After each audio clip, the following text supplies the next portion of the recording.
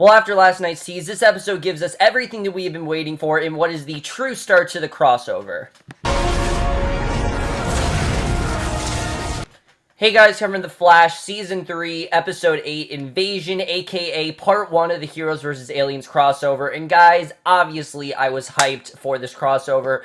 Not gonna lie, I was a bit worried just because it's a little bit different this year. In the previous two, it's been only 2 nights. We've had The Flash, we've had Arrow, and it's gone by very quickly. And I think the first one, like I said, it was like a Flash episode starring, with Arrow guest starring, and then an Arrow episode with the Flash guest starring. And then last year was a little bit different. I actually really loved last year's crossover, as you guys know. A lot of people did say it was setting up Legend Tomorrow, but I thought it stayed very well as a crossover. It felt more like a crossover. And this one I was a little bit worried about because it's 4 nights, of course. And but from going off of last night, it made me very excited from seeing what this is going to be. And I have to say that so far, at least, this actually isn't overstuffed at all. I actually really love this crossover. I thought they easily were able to get everyone, and they actually found reasons why they need everyone. And so far, I'm really digging what we're seeing of this so far. I'm definitely looking forward to the next 3 nights. But let's just get into this episode because there is obviously a ton of stuff to talk about. This is probably going to be one of my longest reviews for The Flash in a while, because I have a lot to talk about with this episode, especially the amount of stuff that went on. Let's get to the beginning because we start right off the bat. We see the Flash and the Green Arrow are under attack. They're taking cover alongside some building, and I was confused at first. I'm like, why are we starting in media res? Why is this happening? But when their titles are revealed, it's Supergirl, Spartan, Speedy, and several of the Legends, so we don't really know what's going on there or how any of this was caused, but luckily we do cut to 10 hours earlier, and it starts like a regular Flash episode. And that's what I really like about these crossovers, that they tend to start, especially the Flash ones, they start like regular episodes, and that's the same with this. We see Wally is being around Star Labs, while Kane and Cisco are checking his stats, and Joe and Iris observe, and Wally is much faster than Barry was this early on, we see. It's just a lot better. Like, remember all the Season 1 stuff with you need to be fast enough? Wally is so much faster than Barry was. I mean, he's probably 10 times faster, and Iris wants them to hide how well Wally is doing so he doesn't rush into danger, because obviously we know that Wally wants to fight,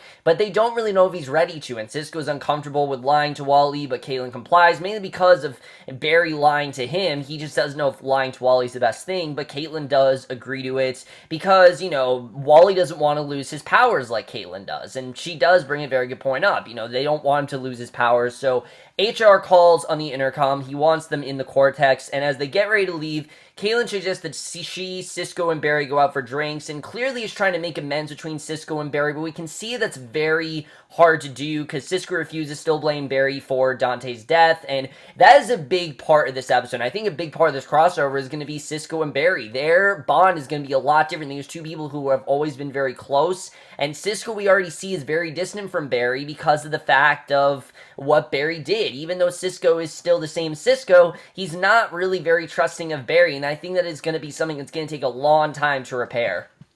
So HR does a presentation explaining he wants to offer tours of Star Labs with extras such as reenactments of the particle accelerator explosion from the particle perspective. As usual, no one's really impressed. They don't really know if this is the best idea, and I don't really know if it's the best idea either if you really want to make Star Labs public. It's just not the greatest idea. And suddenly Cisco gets a satellite reading. A meteor is heading for Star Central City. So Barry speeds away. He finds the meteor, which turns out to be an alien ship, and suddenly he's blasted to the ground. Numerous aliens emerge from the ship and stream into the city, and we don't know what's going on here or how this alien ship got here, but right off the bat I thought this was such a great start to the crossover. I love the way that was done, and I like that from here things went pretty quickly, but not too quick enough. Like, they did a good job of starting off full speed ahead, but slowing things down, which I'll get into. But the news reporting on the fallen ship the next day, and Lyla's there on behalf of Argus, arguing with the woman about who will handle the ship. And they could have done this where it could have been just an arbitrary reason to get Lyla there, but it made sense why she's there. She is, in fact, a part of Argus. We now know that Amanda Waller, of course, isn't the president anymore, because, of course, she was killed. And anyway, I see Viola Davis as Amanda Waller now, to be honest with you. But she's there on behalf of Argus, and the woman leaves just as the Flash arrives. So Lyla arranges to meet up with him at Star Labs, and the whole team is there when Lyla tells them about the aliens, who are known as the Dominators. And they came to Earth once before in the 1950s. They abducted a number of people and left the planet. There are now 4 ships on Earth. One message was sent claiming both a peaceful mission and threatening anyone who come for them. And Lyla wants Team Flash to stay out of it. She does not feel that this is something that they can handle. It's way too big of a threat, and she offers to keep them informed. She thinks that they should be the ones to deal with it. And Barry does make a good point that the FBI, is not nearly as powerful as Team Flash. I mean, they're not metahumans. So, metahumans, I think, are going to be much stronger up against a threat like this. But once she leaves, Wally asks Barry what he plans on doing, knowing that he will not stay out of it. And Barry knows where to find help, because we obviously know that Barry can't just, take down this threat by himself. That's impossible to do. So we see in Star City, kind of like last year, we get a scene in Arrow with the Arrow music, which I love the way that they make these crossovers, full-on crossovers, to the point where they add the theme music behind each, every time we cross over with a show. I thought it was really cool the way they did it here, especially when you have 4 different shows with 4 very different types of music. I thought they did that really well here. But we see in Star City, Green Arrow and Spartan are fighting Vigilante, who shoots at them. The Flash speeds in, grabs them both, bringing them to Felicity's apartment, and he tells them all about the aliens. And I don't know if Vigilante is going to continue to be a threat this season, but I'm guessing he will be. But he tells them about the aliens, and Thea's also there in need of Oliver for mayor duties, and she's so excited about aliens, she actually decides to suit up as Speedy again. So again, they gave a good reason for her to be Speedy, because yeah, that would totally be what Thea wants. And I love, once again, that the second that Diggle showed up, he once again threw up. I think that's always been a funny gag that they've done, how Diggle is so scared of what's going on. Just like Joe, him and Joe really need to have a conversation, because these are 2 very normal people who constantly are being surrounded by abnormal type encounters, and I just think it's very interesting to see. So they decide to also reach out to the Legends, and that very well sets us up for the rest of this episode. So at Star Labs, they wait for the Legends to show up since Felicity got a message to them, and Barry and Cisco create a breach to find Supergirl because they don't know if the Legends are going to get there. But then we get the scene that we saw last night where we're in Car's apartment. Barry and Cisco wait for her to return. Again, I loved hearing the Supergirl music here. Very cool. And she soon does, and Barry asks Car for help, and we get, like I said, the exact same scene that we got, last night, and most of the Legends join the group, but Nate and Amaya have stayed behind on the waiver. And by the way, I apologize, guys. I know I am 2 episodes behind Legends tomorrow. I will admit there are some things that I don't fully understand in this episode that I'll probably understand when I watch those 2 episodes. I did watch episode 4. I never got the chance to review it, but I promise you, by Thursday, I'll be caught up on Legends. So if there's anything I don't understand, that is my fault. I didn't mean to get behind on the show, but I just did, so it is my fault if I did get behind on it. If there's something that I don't understand, I think I understand mostly everything that's going on, but if there's something I don't understand, just let me know. But when they meet Supergirl, no one believes that she is an alien until she flies into the air and burns her logo into the floor with her heat vision. I was a little disappointed to not see Nate there, because I've really loved Nate as a character this season. I think he's been one of the standouts of this season. He's actually been one of the reasons why I've loved Legends so much more, because of Nate as a character. He's just been so much better than I think Rip was, and I've liked Amaya too, so it was kind of sad to not see them there. But either way, the Dominators set up a device in what looks like an abandoned building. They plan on taking the human leader, and Kara is somewhat familiar with the Dominators, actually. Apparently, a long time ago, they came to Krypton, and they decide that they need a leader. So Cisco votes for Oliver, again showing that Cisco is not at all trusting of Barry. But Oliver, however, insists that Barry leads, since he's the one that gathered them, and I think that definitely makes the most sense. And I love the way that Oliver is still trying to be that mentor towards Barry, even though these 2 are very much, I think, on the same level when it comes to skills and when it comes to people they've taken down. Oliver still in many ways is Barry's mentor. This is the person who taught him how to be trained, which they make reference to in this episode, and Barry's a bit unsure if he's really ready to be a leader, because Oliver's always kind of been the leader with these things, but Oliver helps him get everyone started training against Supergirl. I love the joke where Supergirl was going around to everyone trying to find out their names, and they all would say, like, she would say their real name, and then they would say what their, of course, their vigilante name was. Thought that was very funny to see. And then I also loved when Iris found out that Oliver was the Green Arrow. She's like, oh, Oliver's a Green Arrow. That makes him even more sexy. I thought that was pretty funny to see, especially Barry's reaction since we know the two are dating. Just really fun stuff overall. Definitely really did enjoy that. Again, just they do such great stuff in these crossovers with the humor, and it's probably even funnier than what they do in the regular show, and I've always really loved that.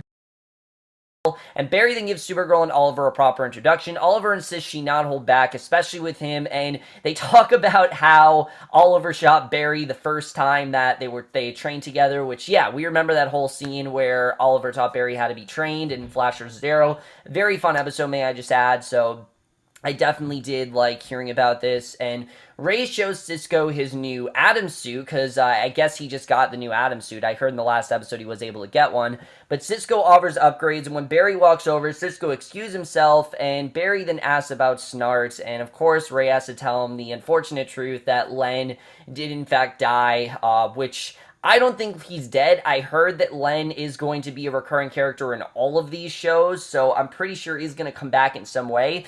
I just don't know exactly how, but it does show that at least they're not forgetting about him, which I'm very happy to see, because I've always liked Captain Cold. I know you guys have too, so it was definitely good to hear them at least mention him. So, what I also like about this episode is that it does remember that it is still a Flash episode, and because of that, we are going to see characters from the Flash here that we're probably not going to see in the other parts, but Iris sees Wally outside the hangar, and HR told him the truth about how well he's doing, but Iris insists that Wally's not ready. They argue, and he speeds away, because Wally really feels like he is ready to join the fight, but no, he's really not. I mean, he literally just got his powers, and yeah, he is faster than Barry, but that doesn't mean that he's really trained. He's not really ready to join in the fight, and Felicity notices the tension between Cisco and Barry, and Cisco tells her what happened to Dante because of Flashpoint, and Felicity does make a good point that Barry was doing it for a good reason, but at the same time, you can get why Cisco is mad at Barry. Like, the other characters, yeah, I can, Barry's not the direct result, but Cisco, I can definitely understand. I mean, this is a brother that he always wanted to connect with, as we know, and he had a really good bond with, and now he's just dead, and it's, again, he wasn't dead, it was all because of Barry creating Flashpoint. And we see Stein and Jax asked to speak to Barry alone. Though Barry insists that Oliver can listen too, the four of them go off by themselves, and finally we get to hear what future Barry's recording was that, had frightened Stein and Jax for so long, from what they found in, Rip's, what do you want to call it? I don't know what to call it, but Rip's studies, but Stein and Jax play a recording they found in the Wave Rider, and it's old Barry in the recording tells them that he changed things by traveling in time, and they should not trust anyone. So clearly, whatever Barry did has had a huge, huge effect in the future, including Barry, and Barry explains Flashpoint, and Jax thinks that he should come clean to everyone, but Oliver says they should wait until the Dominators are defeated. Now is not the time to let everyone in on that, and I get what Oliver's saying. They have a very, very big threat here. If this was Vandal Savage, or if this was someone like,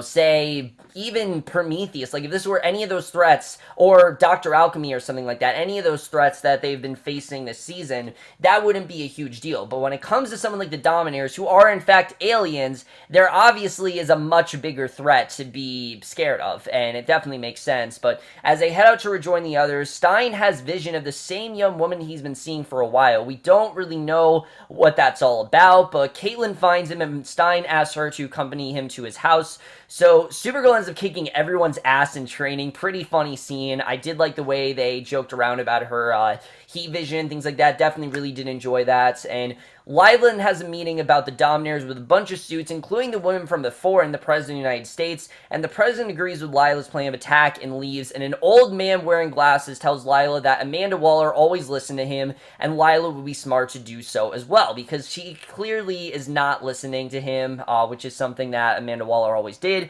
But as we know, Waller got killed, so I don't really know why he's saying that Lyla should listen to him, because, does he want her to die like Waller? I'm hoping this doesn't mean Lyla's gonna die. I don't think Lyla's gonna die, but this kind of makes me worried that she might. We'll have to see.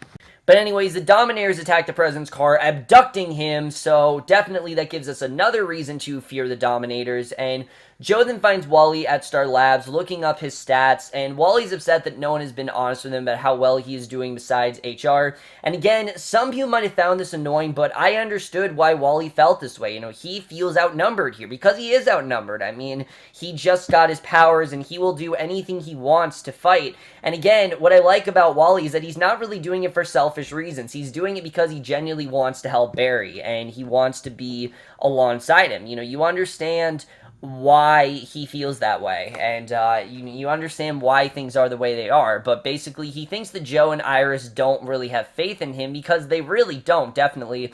But in the hall, Wally goes up to HR to train him, and HR refuses, and he talks about how they're very much in the same boat, where they're outnumbered and people don't really listen to them.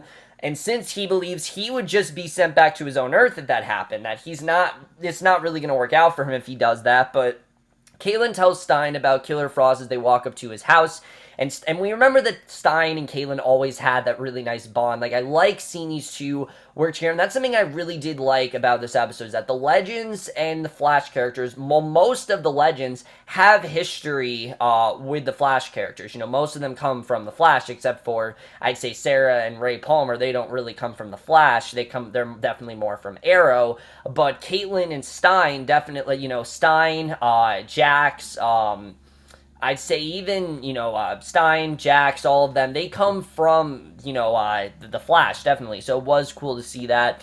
But Stein promises to help her if she needs it, and they get to his door and are greeted by the same woman that Stein keeps seeing in his visions, and the woman calls him Dad, so clearly this is a daughter that Stein has somehow conjured up. I don't really know how he created her, but Stein excuses himself quickly and leaves. I am assuming this again is a direct result of Barry from Flashpoint, because you just gotta blame everything on Barry. Anything weird that's happening, I'm pretty sure is Barry's fault, but Cisco finds a recording of old Barry and listens to it, and Cisco finds Barry training with the others, and he's furious at him for keeping secrets again. Now that he knows exactly what's going on, they argue until they're overheard, and finally, everything that they have been hiding finally does come out here, and Barry explains Flashpoint to everyone, literally tells them everything that happened, and even brings up to Diggle the fact that John Jr. used to be Sarah, and this is something that Diggle is obviously flabbergasted about. I mean, think about if you had a daughter, and then suddenly you have a son. It's a crazy scenario to think about, but that's exactly what Barry did. He changed Diggle's, kid's gender, and it doesn't seem like a big deal, but it really is. I mean, this is someone who was named after Sarah, and now all of a sudden it's a boy, and it's, again, not something that Barry meant to do, but again, Barry does point out very well that he really didn't think about the present or the future. He just thought about the past, and that's the only reason why he did what he did.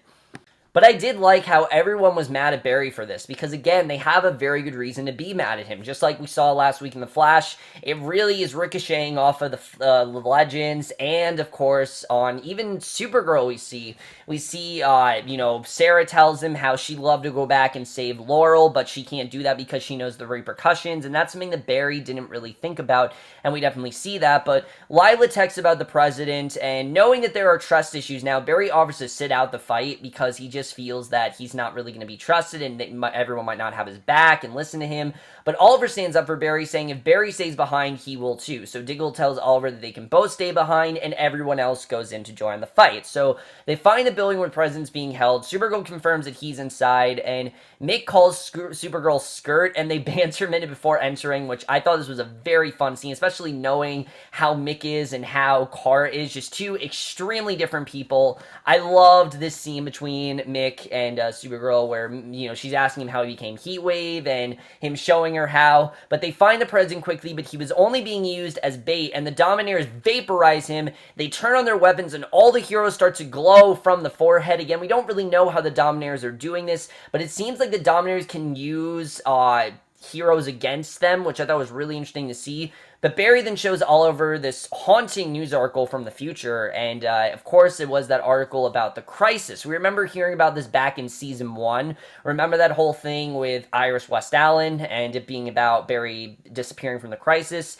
but we see that Iris is no longer the author. Something else Flashpoint changed. There's some girl named Julie something who changed it, and Oliver describes his parents' deaths, telling Barry that he would have done the same thing, and I thought they did a really good job at bringing us all the way back to the way that Arrow started, because yeah, that is the way that Arrow started, with him being on that island, and his father killing himself, and then his mother sacrificing himself. So he's done a lot of the same thing, and that very much is true. Oliver's done a lot of things that he's not really proud of, and Cisco calls, and Oliver says that he definitely would have done the same thing, and again, I like that Oliver does have Barry's back, just a really well done scene overall. But Cisco calls them because Star Labs is being attacked, as we see. So outside, the Green Arrow and the Flash realize the attackers are in fact their friends who are being mind controlled by the Dominators, and the Flash tries to fight everyone with powers while the Green Arrow takes on everyone else, and Cisco, Caitlin, Joe, Iris, Wally, and HR watching the monitors. Wally decides he has to help and ignores everyone while he speeds out, and Wally does well in the fight at first, calling himself Kid Flash, but he's eventually knocked out, so again, we can clearly see that Wally is not ready to do that, but Felicity and Cisco trace the signal controlling everyone. The Flash asks the Green Arrow to hold everyone off and try to get Wally to the bunker, but the Flash taunts Supergirl, races away with her following just as fast, and just seeing them have to fight against their team was very interesting to see, and definitely, I think, ends this crossover in a very intense way, and definitely, I think, sets things up very well for tomorrow night's episode.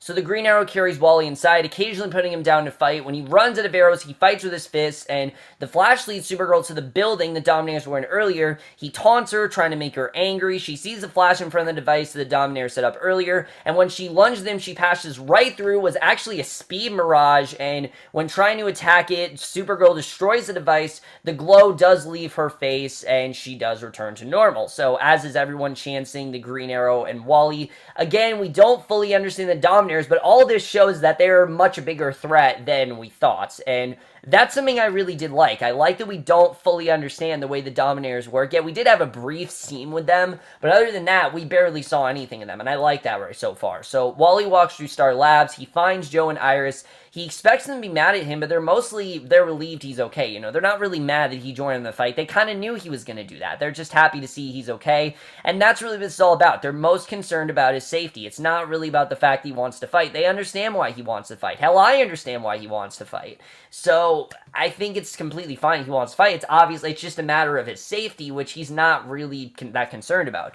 So privately, HR does agree to train Wally, and I'm really looking forward to this. It gives HR more of a purpose, it gives Wally more of a purpose, and it kind of gives us this dynamic for Tom Cavanaugh that we really haven't seen before. Tom Cavanaugh has always had chemistry popped, has always popped really good chemistry with Grant Gustin, but, Barry wants nothing to do with HR, neither does Cisco, neither does Caitlin, neither does anyone, so having HR work with Wally is going to be something very different, but I'm very looking forward to seeing how that works out, because that's going to be a very different kind of chemistry that we haven't seen before, and again, it's really, I think, going to show how great of an actor Tom Cavanaugh really is, because it's just going to show a different kind of chemistry that we haven't seen before.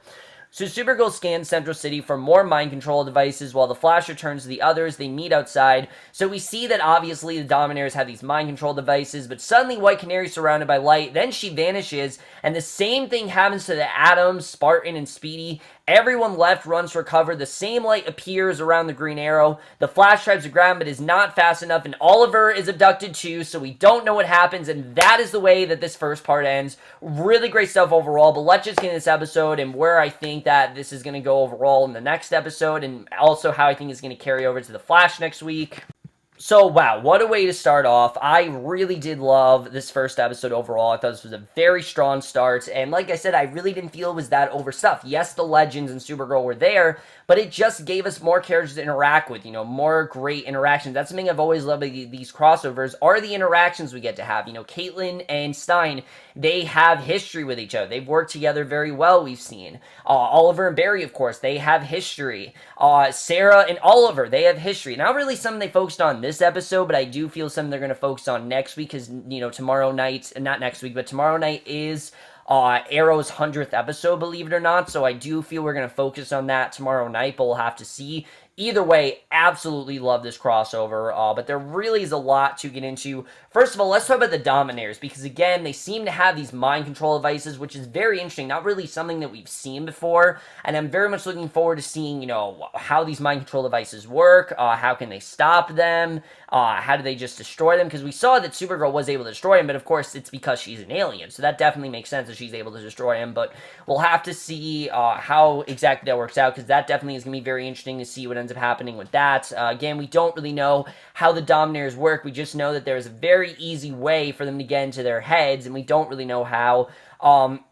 But where did Sarah go? Where did Ray go? Where did Diggle go? Where did Thea go? We don't know where any of these characters went. They've all seemed to disappear. We do know that Oliver tomorrow night is going to end up in a world where I guess he's engaged to Laurel, and we see Moira and John, his father, they're still alive, so I think that definitely is going to be very interesting to see. I'm looking forward to seeing the way that all turns out as well, because again, that's something that we don't really know what's going to happen there, so I'm definitely looking forward to that. That's going to be very interesting. Let's talk about Stein, because Stein, randomly, this girl has showed up. I'm assuming that this, again, was a result of Barry. That's why he's now seen this girl here. We don't really know what's going on with that, but that definitely is going to be very interesting to see the way that all turns out. My big question is, are we going to see Caitlin, Joe, Iris, Wally, HR? Are we going to see them on Arrow and Legends? Because it just seems like we're going to. I mean, we're still in Star Labs, so it seems like that'd be the most logical thing to do, is to just keep them there, but again, I don't really know. We'll have to see. I'm looking forward to seeing HR train Wally, though. It's going to be very interesting to see, is seeing these two train together, seeing the way that HR gets into, seeing the bond that HR has with Wally, I really do like. And I like that right now HR is very much outnumbered. Again, it's a different type of role for Tom Cavanaugh, because every role's been, oh, can we trust him? We know we can trust him. He just has these huge, pretty, I think, very genius ideas that no one really is willing to listen to, because one, they don't really know if they can trust him. Two, he's just kind of outnumbered, and they're not really all that well thought out. And then Wally is someone who, I get why he wants to fight, but really, I mean, now is not really the time to start fighting. He needs to maybe back up a little bit, and then, get trained, and then he'll be ready to fight. So I do like that now he's realizing that he does need to get trained. Definitely, I think that's going to be interesting to see.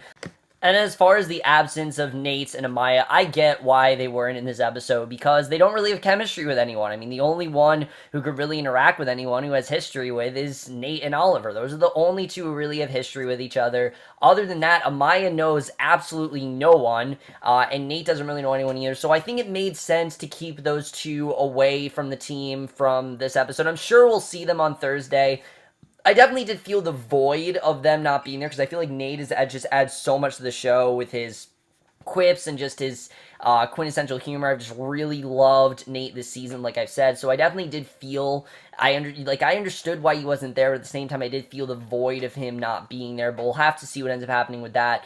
But definitely looking forward to tomorrow night's episode. Arrow's 100th episode. There's so many things they can do. I heard that Deathstroke is coming back, possibly. I don't know if Manu Bennett is playing him because of all the shit that went down with him and the creators that I heard of. So I don't know if he's coming back, but I did hear that he will, in fact, be there in some form. So that definitely is going to be interesting. And then I'm hoping there's a lot more interplay between Sarah and Oliver, because these two definitely do have a history, as we know. And it's not a small thing here. Like, they definitely have a very big history, and I'm hoping that they do take the time to address that, because they have worked a lot together, and I'm looking forward to seeing what they do with that. And I'm pretty sure that Lance won't really be there, because like I said, I do think they're trying to write Lance out of the show more, but we'll have to see. And then the other thing is Vigilante. I guess that Vigilante is going to actually play a big role in Arrow. I know that I said I didn't think he was going to be a big threat, but I'm guessing that he will in fact be a big threat, because they were in fact fighting Vigilante in this episode, so I'm guessing that he's going to be a big threat for the remainder of the season.